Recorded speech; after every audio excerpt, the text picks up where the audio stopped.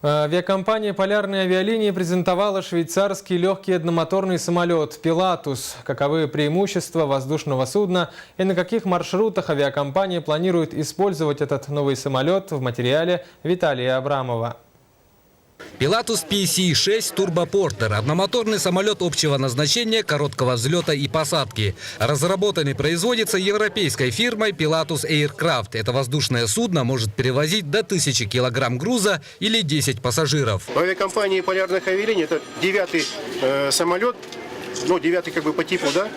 И каким образом он себя покажет, надо еще посмотреть. У нас есть подготовленные экипажи, есть инженерный состав. Сегодня здесь присутствует летно-подъемный инженерный состав. Отметим, что данное воздушное